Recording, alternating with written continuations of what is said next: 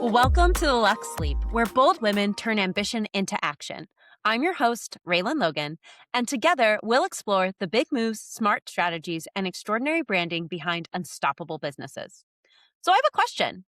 What if building a successful business didn't require sacrificing your happiness or following someone else's blueprint? Gwen Bortner is an operational strategist and business advisor with 4 decades of experience across more than 47 industries. She helps founders realign their businesses to match their true desires so success doesn't come at the cost of fulfillment. Gwen knows that most business owners waste time chasing someone else's version of success. I honestly just spoke about that earlier today, Gwen. Her work is about simplifying systems, uncovering the root of what's actually not working, and creating a clear, direct path to sustainable growth. Whether it's finance, IT, academia, or entrepreneurship, she's seen what happens when cookie cutter strategies lead to burnout, and she's here to offer something far more effective. Problem solving is her zone of genius, and clarity is her superpower. Please welcome the strategist helping founders build businesses that actually work for them, my friend, Gwen. Hi, Gwen. How are you? Hey, I am so glad to be here. Oh my goodness. I am super excited to have you here because so many things in just your intro alone were things I have been saying, I swear, since the new year had begun, of just this idea that people have and it's natural. It's natural as humans to copy something first before you learn and make something your own. And so I For don't sure. want to take that away from folks. I think it's very normal and a very natural path. But I think it also is where I personally see brands. That's what I end up fixing a lot of times is like the fine tuning to help people scale. And there's so much strategy that lives in there. But then also just the idea that, hold on, I just said it and now I have to like go back and find it again. Is that idea of not sacrificing your happiness. And can you truly be happy when you are copying people? So that might be the thread that we're going down today. However, we do need to let people at home know or in their car, or wherever they're listening, is what really inspired your own Luxe Leap, that bold move that um, put you in a place to go from ordinary to extraordinary and go off on your own. So I've actually been off on my own more than I've not been off on my own. Ooh. Um, it started because of default, right? Most things, kind of like you were saying, we copy, things that happen usually out of default to start, for whatever reason. Something comes up, and we're like, oh yeah, this is what we're gonna do. And so I started out as a freelancer. I ended up having my own consulting firm. I did a lot of the things. And at some point, it was really interesting. One of my mentors said, I think what you really need is like a regular job. Because and she was right. It was being in that environment to understand what a regular job, that structure kind of has Feels like. and feels like. Yeah. And so I ended up doing some, regular jobs for a while as well.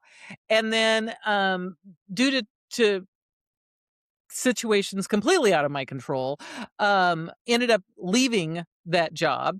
And at that point was one of those times like, oh yeah, no, I know how to do this on my own. Let me do things on my own. But the big Luxe Leap, the one that got me to what I'm doing right now, was just starting to fill a niche that was empty, that I knew I had skills to fill. And the piece that I keep uncovering going forward, thank heavens for my right hand Tanya, is she also points out, it's like, I know this seems so intuitive to you. No one knows this. No one gets this.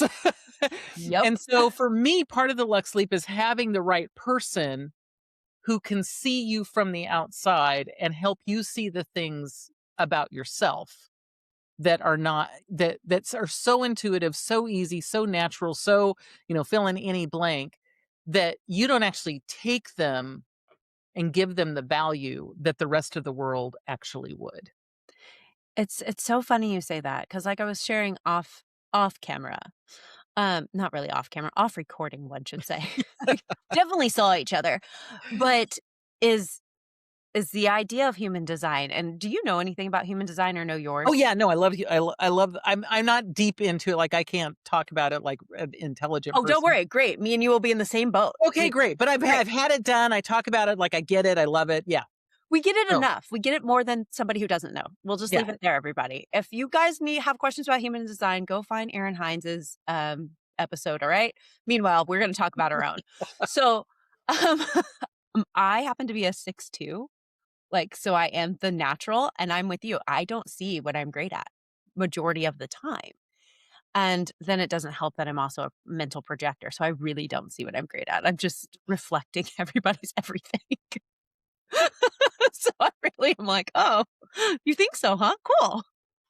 But I'm very curious what yours are. So, I pulled it up because I don't remember it, so Totally fine. I've been but, like, talking I it up for have it weeks. really easy access, so while you were doing that, it's like, "Ooh, I'm just gonna pull that up really quick." So my profile is a 5-1, so I'm a challenge solver. Ooh, so you really do find people's problems and just get to it. Right, and solving and trying to find solutions for people has is such a natural thing. I have done that for so long, That's right? amazing. Yeah, Mine is the mental part that makes it easy for me to solve people's problems yeah, because 'cause I'm a I can see pattern that. finder for reals. Yeah. So I love it. We could talk about it all day, but that's not why we came here. Um, so when you think about your personal story and, you've already, like, acknowledged that you had to go get a job, which is really funny and entertaining to me, but how did your personal story influence the brand that you built? You found a person, but were there other aspects to that? So, a lot of my path really is a very circuitous kind of path that go and part of it is because I've always been interested in lots of things. Yeah. Okay. And so I'm not afraid to, explore them and check them out. And as I do so, sometimes it's like, oh, this is really cool. I want to know more about this or, and I'm also generally um able to see an opportunity and say, huh, this I is like that. not at all what was on the plan, but this seems like an interesting thing. I'm going to do that. Right? And so for me, that's where a lot of this has come from. Um, and like I ended up moving from California to Kansas City with less than 10 days notice or planning. Like I wasn't even planning on moving ever. That's a choice of a move. It is, especially when I had lived up to that point, and it actually is back where I am right now, within like 50-mile radius of where I had always lived Oh, wow. in California. I mean, California's a really big state, so you could travel, Yeah, but I I was mean, actually within okay. this really kind of tiny area of Where were California. you? I mean, I used to live in California up and down it, so where were you? I I live in the very center part of California in the San Joaquin Valley in a town called Merced. Oh, nice. I used to live in Sacramento. Okay, so yeah, a couple hours Yeah. south of you. Yeah. And then I also lived in, 29 Palms in the middle of nowhere. Oh, yeah, I know where that is too, Mhm. but, like, completely at the other end of the state. Yes, like, the bottom and then, Very at the like, bottom. almost to the top, but now I Yeah, live in Oregon, so I guess I've just surpassed it all. yeah, so Um, you've just so I get it, gone like, north. it's for anybody who's listening who's in another country who doesn't understand California in general, California is like its own country, essentially. That's a part of a country, and that's the only way you can describe it.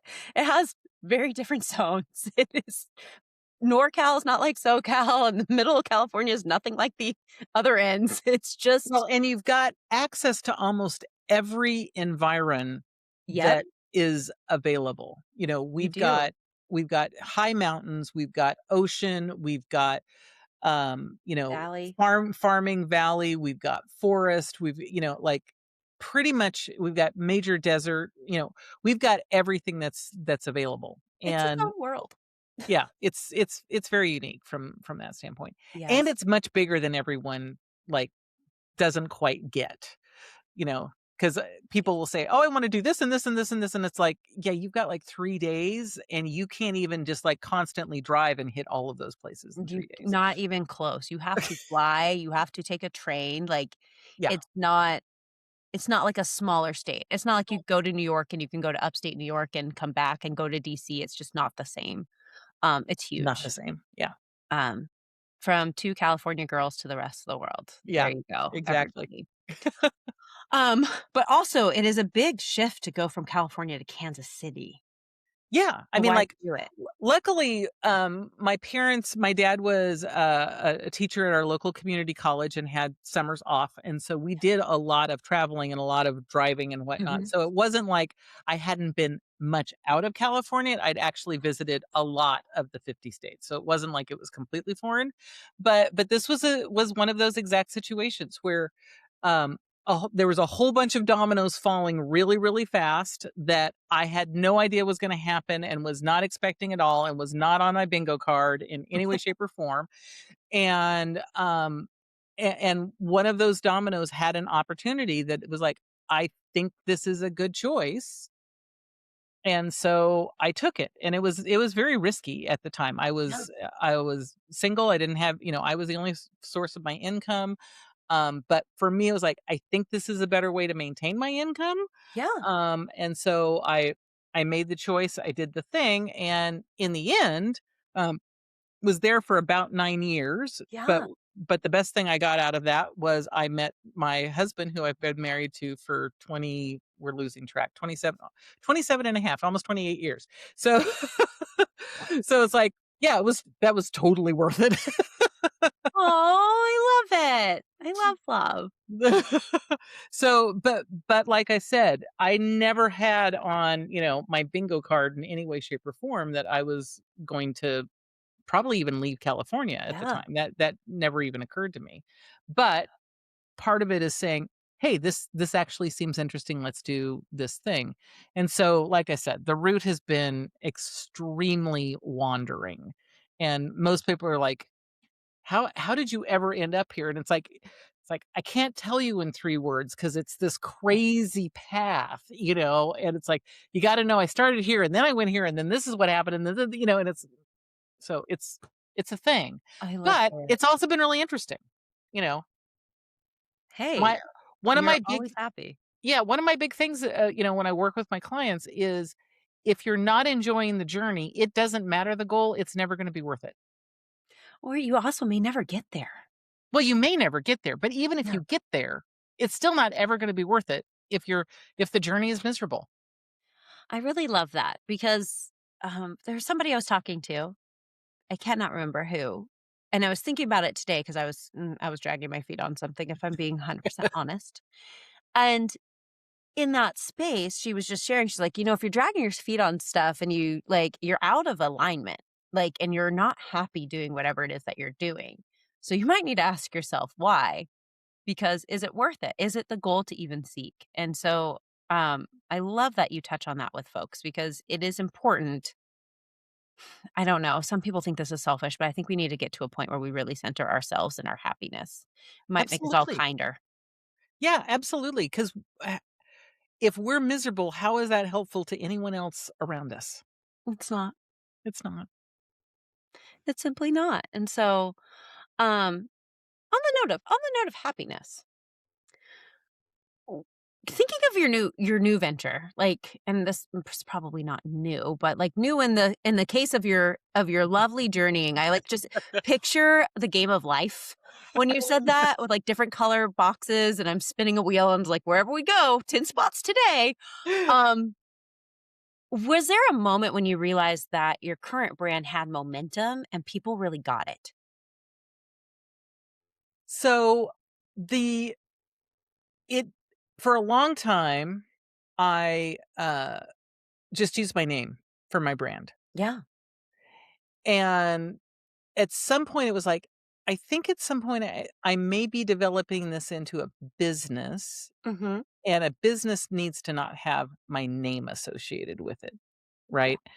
And it was one of those that when I started, I was playing with names, playing with names, playing with names, and then I came up with everyday effectiveness. Yeah. And any person, like if I told a client that I'd already been working with, if I told, anybody, everybody, it was like, oh, this is the right name. Cause everyone's like, oh, that's great. Oh, that's a That's what we're really good doing. name. That's a good name.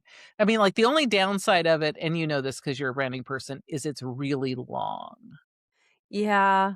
So as everydayeffectiveness.com is really long and unfortunately, so like we abbreviate it in our own notes as EE because but it's EE is too short to be. You can't do EE.com. Yeah.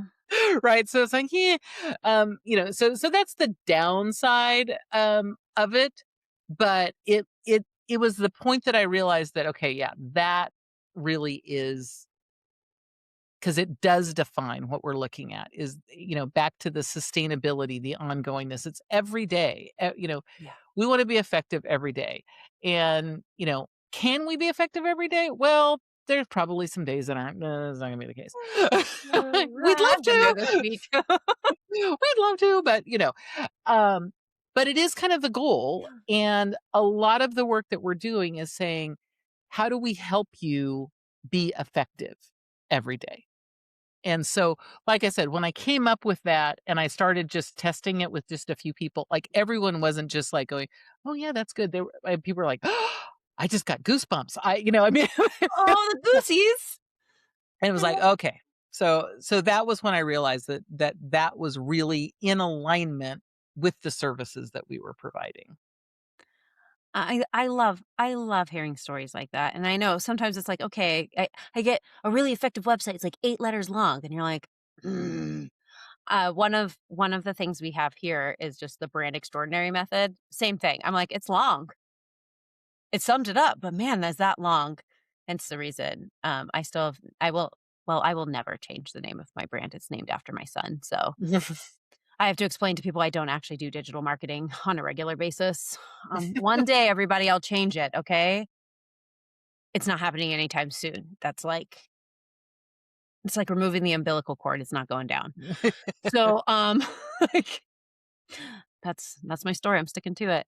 But I love the idea of you're like, "Listen, this name is better than whatever some website guru says I have to have it to be, because it gets to the root cause of what you're doing with folks every single day." That's what gave them the goosies, was, like, this idea of, like, "Yeah, that's what we're doing, y'all." And Yeah, it feels good. And so that will always trump whatever somebody says you have to have for SEO tomorrow, right, which is right. forever changing. Yeah, well, and that's the thing. I mean, like, I un I understand. I do not argue the point.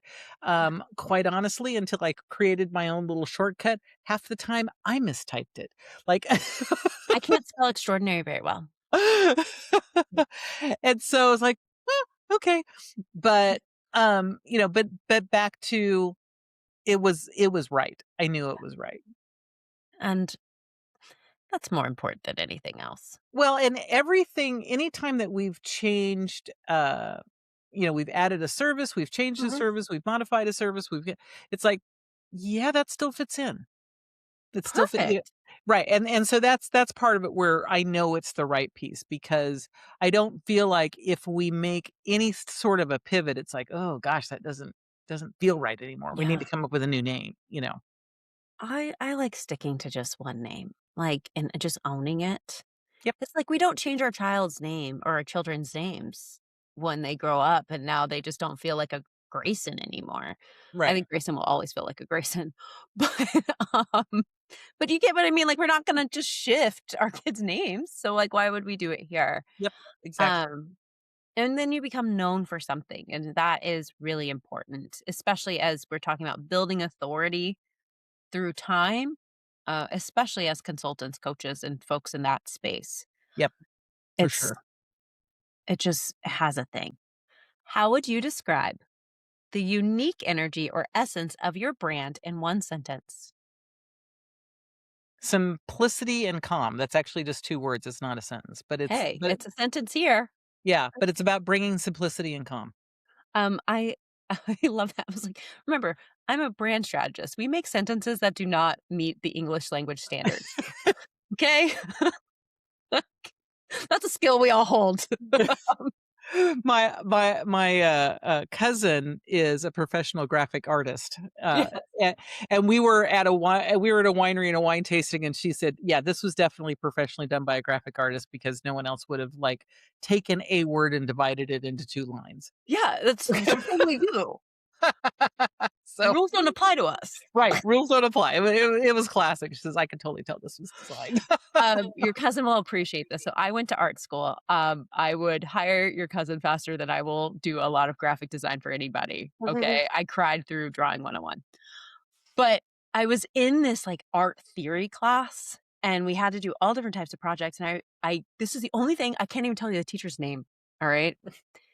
And he looked at all of us and he goes, "You have to learn all the rules before you can break the rules. But the goal is to break the rules." And I have taken that with me through life. I always tell people, I'm like, "Hey, you gotta learn all the rules before you can build a new table, all right?" But, like, I'm also the first lady to tell you, screw the rule book.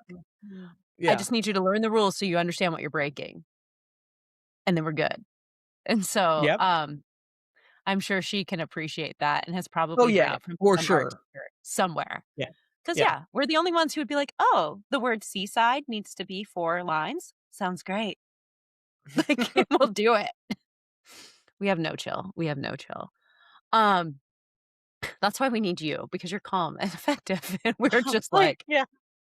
"We're out here. We're out here just causing a ruckus and ensuring people enjoy looking at it." Okay, so moving I mean, we're in a new year, and by the time everybody listens to this, we might be halfway through the year. I don't know. I'm switching things up. Again, rule book can go out the window. So, what decision or strategy most contributed to your growth in the past year? Um, I won't say it contributed to the growth because it was actually the part that constricted the business some, but it was doing it in preparation for growth, right? My And this is favorite. one of the things that I talk to my clients a lot about is they're like, "We wanna do this and this and this, that's gonna grow the business." And it's like, "Yeah, we need to do some constricting first before we grow." Um, because what you're gonna grow is just insanity and that, not useful. So one of the things that we did was actually simplify our offers and reduce our offers. So, at the beginning of the year, I mean, they were all very related. It all made sense how they tied together, all was good from that standpoint. But, at the beginning of this year, we reduced our offer down to 2. Oh, thank God. And we used to have, um, 3 primary offers and 1 kind of, like, little side offer. So it's like Mhm. the side offer was like that was easy to drop, that was no problem at all. But 2 of the offers, we basically have kind of mushed into one in a more simple conversation. And so now I have basically a one-on-one offer and I have a group offer. I Ta-da. love it. Easy peasy. Yeah. I was I've been chatting with a lot of people today, and I'm on the call with my business coach, and I really struggled to explain what I do to somebody earlier, which is weird because I never struggle with that, but I did. I think it was because it was my first call of the day and I wasn't fully awake. Anywho, I was talking to him and I was like, "You know what? I think I'm just really good at helping people fine tune so they can scale. Like that might be like the center of my brand energy." And a lot of times I look at people's services and I'm like, "You have too many services." Most of this was probably because you tweaked one thing to make it for another person, to tweak it for another person, Yep. and got excited. And like people just need like stepping stones to get to where they want to go. And they don't need all the noise because if you confuse, you lose. And so I really appreciate that you just simplified it down to 2. Uh, I think our world is starting to shift to wanting more of that and just the clarity. And I recently, and I'd love your thoughts on this. Uh, there's been a lot of talk about AI words, a lot of talk about like, Mhm. I know that you used AI because it says clarity too much. And I finally, I gotten a little angry about a couple words, Mhm. perfectionism and now clarity. But I just like was thinking about it. I was like, is clarity really an issue with AI, or is it because you're just unclear and that word makes you uncomfortable? So, as somebody who loves simplicity and clarity, my question to you is where does that take your brain into a thought bubble? So, um, I don't spend that much time on social media and a lot of the other places, and so So the you're saying, patterns that people are seeing in things like that, like, I'm not necessarily seeing because I'm not consuming enough, because I know, like, the one that I was aware of, so clarity was not a word that I was aware of, but the one that was aware of was the M dash, like, that was a big. oh my God, can we get justice for the M dash? And of course, I've I've long been a fan of the Me M too. dash, I feel right? some type of way about this. Like, I'm a pretty big fan of the M dash. Um, so You have so a dad who's a teacher. yeah, when and so that's the thing is it's like, you know, what are we actually focusing on, right? Like, Mhm. are you upset because it created something that caught your attention? Are you upset because you know? So for me, when we talk about clarity, it's like, so what's the piece that's actually bothering you about this, Mhm. right? Because there are a lot of things that the AI and chat or Claude or whoever or whatever you're using, Whoever your friend is. right? Whoever your friend is, um, can be super super useful, and it also can create really bad garbage and the rest of it as well. I mean, like, everything has extremes. It's how you're using it, how you're applying it, what are you doing with it, right?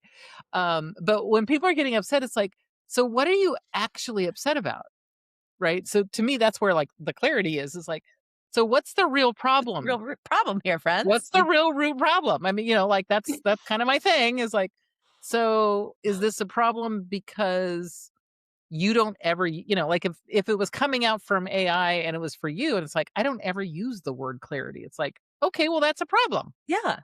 Right? Okay, so it's not really using your voice the way you wanna use your voice, that's one thing.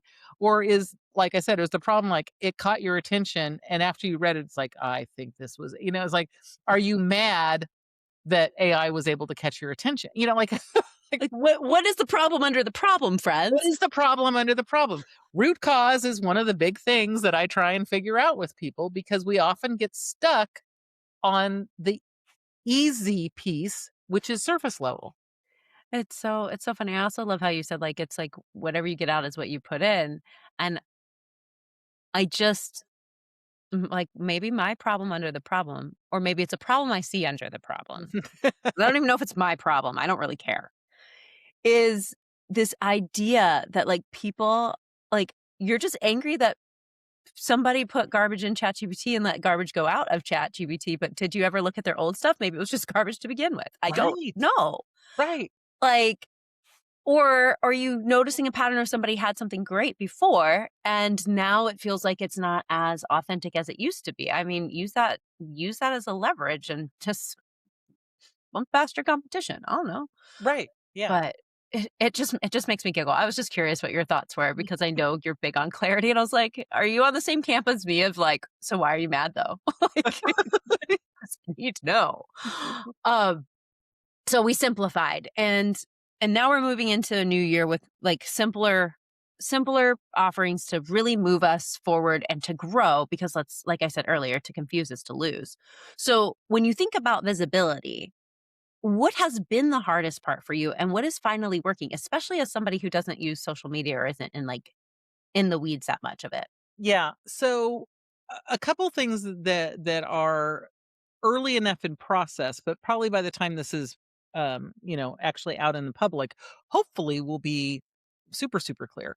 Is one of the things that I have struggled with for a really really long time, and I've worked with a lot of professionals, is getting my messaging really super Tight. tight. Mhm. Yeah. And part of the reason I know I have struggled with it, and I feel like part of this is over this last year, I've gotten over the hump, and this has been the help with my marketing person who also really functions as kind of my right hand as well, is I struggle with saying things in definitive ways because context matters so much in the work that I do. Yep. right? And, but I've kinda gotten over that hump and, Good.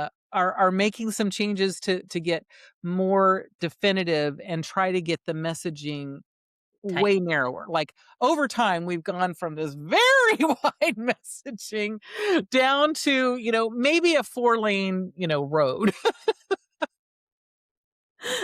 That is what I feel like I excel at the most is getting people's messaging just like Yeah. very quick. And I'm very similar as you in the sense of I'm like, well, it differs for everybody. That's actually what I struggled with this morning when I was talking to somebody. Clearly, I hadn't had all the things I need to function. I did brush my teeth. Um, and it's this concept, this idea of like, well, I need to know your problem to be able to solve your problem to give you a definitive answer because that's how strategist brains work. We're like, yeah, Right. but it needs to go into my little internal black box, like your input, something magic happens, and then I have an output. And so when I was because I personally struggled through this, what I changed to become definitive was just this is the process. And all of you are going to have different inputs, but like this is a process to get you to X. And that really changed the game for me a little bit to like lower the lanes. Cause I Yeah, agree with you. It's hard and when you're a strategist. You're like, yeah, well, it was an interesting, it was an interesting thing. I was listening to a friend's podcast who focuses on sales and yeah. marketing, and she was talking about the guarantee. You Mhm. know, because what we do, we can't, It's hard. I don't actually deliver anything, right? Yeah. Like, I don't have any finished product that I deliver. I deliver ideas and concepts and help people think through things, but they're the ones that have to implement it, right? So Mhm.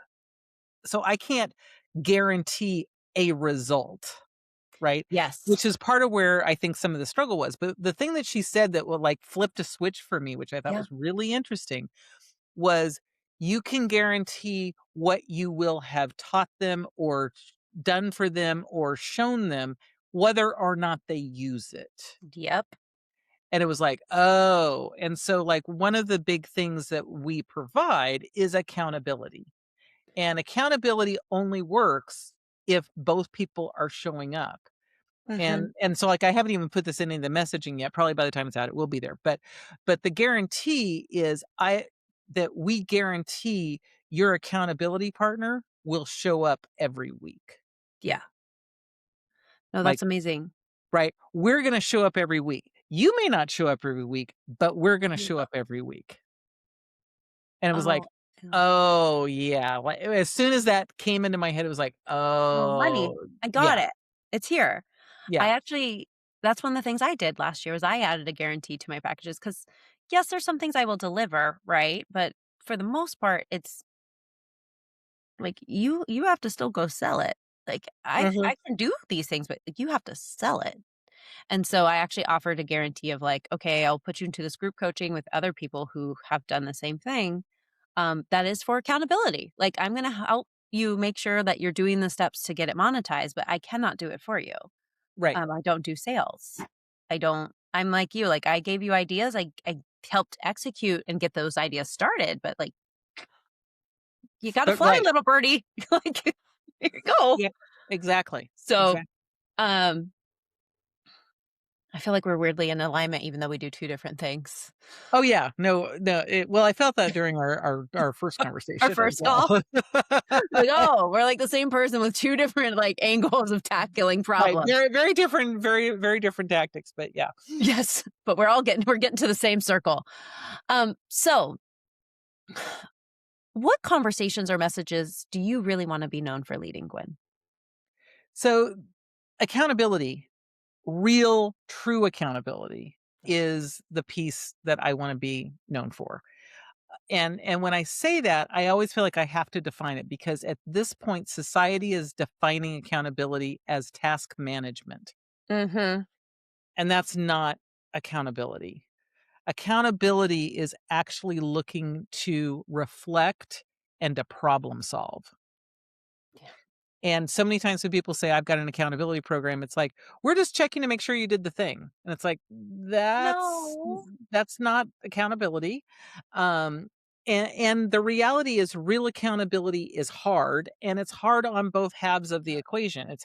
It's hard for the person holding them accountable because you've got to be able to ask hard questions, be willing to ask hard questions, and reflect and provide insight. And it's also hard for the person who's being held accountable because they have to be willing to listen, to say, yeah, I'm not doing the thing. And the reason I'm not doing the thing is because, da da da da da Let da me da, see. because it's back about problem solving, not just saying I did the thing or I didn't do the thing and now I'm going to make you feel bad about it. That's not accountability. That's like shaming. That's not actually helpful. And so it's like, let's actually talk about what's getting in your way. How do we get past that? What do we Yeah. need to do? Sometimes it's easy. Sometimes it's like, do you even need to do it? What if we just take it off the list? What if this isn't a real problem? We're just making it like productive procrastination. Yeah, exactly. I mean, like there's so many, ways that, sometimes it can be relatively simple, but a lot of times that self-reflection and saying, "Oh, I've actually got to own some, some Sure. pieces of this," is hard. And so, real accountability is challenging, but oh my gosh, the progress you can make with real accountability is huge. It's beautiful, and it's also the idea that sometimes you don't know what questions to ask, and so hearing somebody ask you those questions makes you Yep. think differently Yep. and dive in, and, it's so funny, I definitely see accountability the way that you do, so when you said task, like, I felt, like, hate in my heart for a hot second of just like, "Ew, no," like, anybody could be a project manager. No, that's not true. That's I not can't true be a either, but project yes, I know what manager. you're getting I ready take to that say. back. Um, Full stop, nobody wants me to take that job, but like there are people who are great at organizing tasks and keeping people on top of tasks, and that's why they make great task managers. And there are folks who are strategic or like high level leaders who we ask strong questions. And I do think accountability lives in those questions and the ability to ask and like dig deeper because you're right. I mean, we've said this several times. There's a problem under the problem. And sometimes Mhm. not getting a task done has nothing to do with the task itself. A lot of times Almost it takes never. less than you think. Yeah, it never does. So It it's like, what almost is never. the I mean, real issue? sometimes it's like, I don't actually know how to do the thing, right? I But mean, yeah, but there you go. But there's the problem. right? But usually it's not anywhere close to the Yeah. task. It's usually, like you said, multi layers, three columns over. You This know? happened when I was a teenager, and it's why I can't look at it. Like, Exactly. Exactly. and I didn't know that that's why my shoulder hurts to this day. Like, it's just like the little things that you're like, "Oh, oh yeah, that's why." I I literally did it this week. It's taken me all the way up until a deadline to record something for somebody. I know how to talk about it. I know how to do it. I know I Mhm. have all the equipment. I have more equipment in this tiny room than any of you guys can imagine, and it just took me a really long time, and I have hold on, within this vicinity, I have 1, 2, 3, 4, 5 different cameras, 'kay? I have the ability to record something without editing and switch from screen sharing to my iPad sharing to just my face, and I had the slides done and everything, and I was just like, "I just don't want to." And Mhm. sometimes you Mhm. have to own that in accountability. It's like, why don't you want to? Well, and one of my favorite tips that I share with people is to change that question from why to what. Okay. So instead of saying why don't you want to, say what's preventing you from doing it. Deep Now, into here sleep. here's the reason that I encourage you to think that way. Yeah. Why immediately makes it about us, and that voice inside our head that we all have almost always starts some sort of shame and I blame was like, the cycle. shame game? Did Yeah, I start the cycle of shame? almost always when we ask why.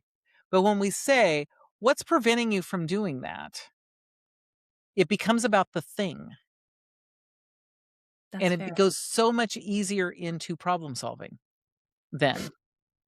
Do you want me Instead to of it being about, "Well, because I'm lazy, because I'm tired, because," all the silly things that we say to ourselves, um, even if that's part of it, but even if that's part, like, "I'm too tired," then we say, "What's preventing?" It's like, "Well, I'm too tired," and we say, So what's causing you to be tired? So all of a sudden we're actually solving the problem about being tired instead of saying, well, because I'm just so tired. It there's this tiny little shift that happens in the brain that's amazing. Little layers. When we switched it on that, it was really I didn't want to curl my hair. So there we are. I didn't want to, and I did today because I knew I had podcasts to record. And Yeah. I am very tired, but I know why I'm tired. I get migraines, and it's fine. I'm used to working with them. But, yeah, no, like, I also looked at my hair when you said that, and I was like, "Oh, that you are why. Mane of mine." But do you see, I mean, like, even for yourself, you were able to get to a different answer faster, Yeah. The right? much faster.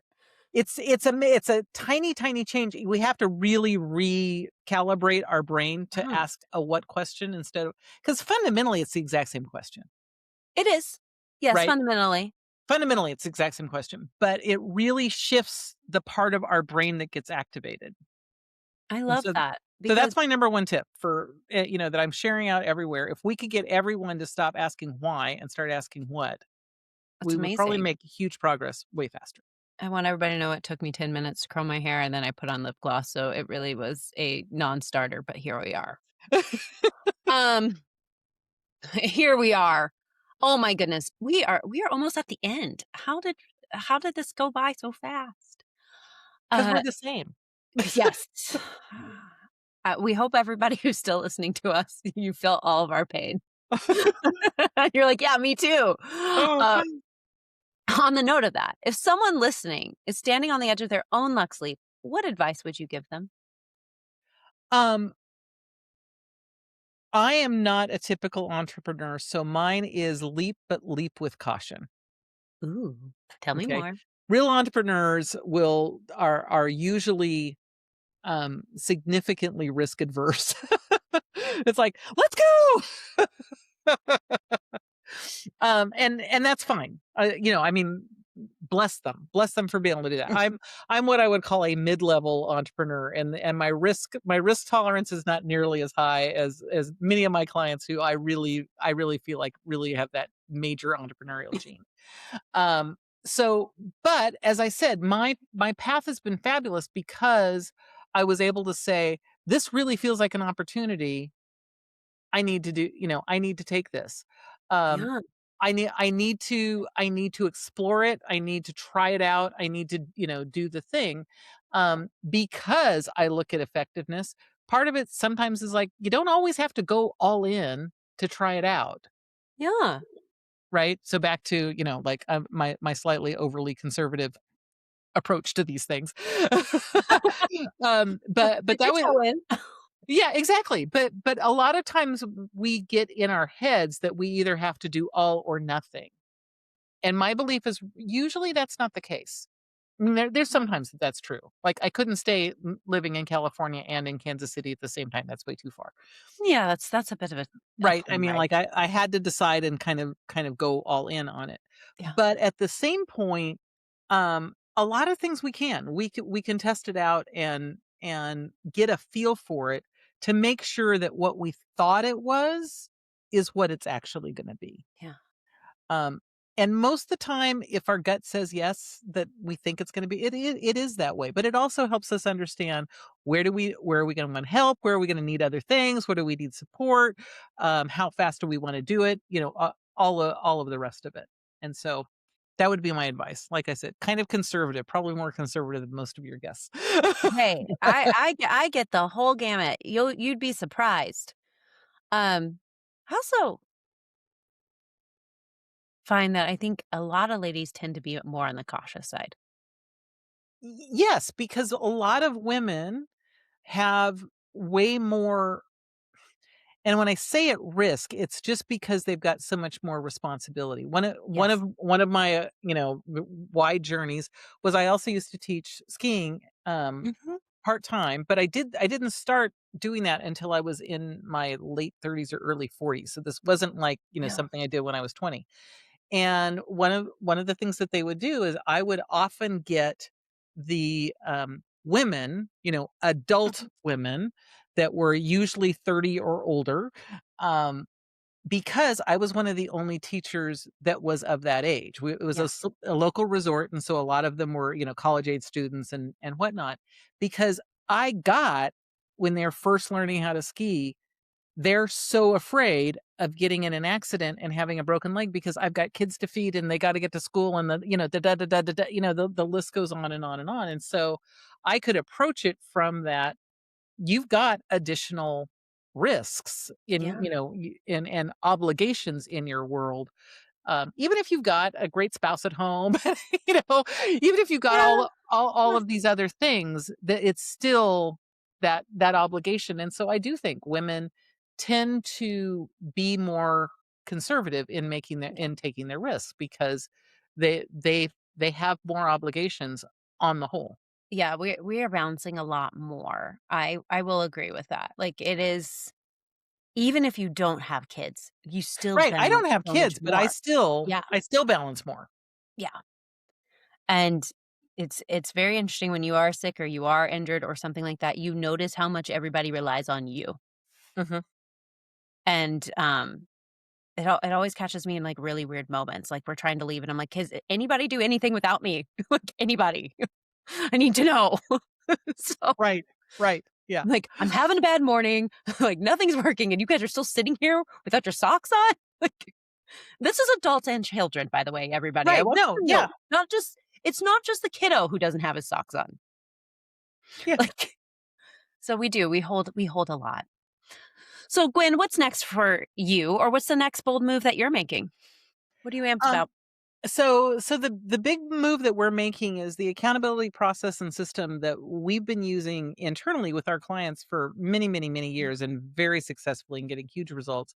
Um, I'm in the process of developing a whole training to train other people to use it within their own teams so that, coaches can use it with their clients, but as importantly, if not more importantly, that team leaders in, typical business, corporate, whatever environments, or even entrepreneurial, doesn't have to be a big, it can be a small team, to really leverage that to be able to up level their entire team.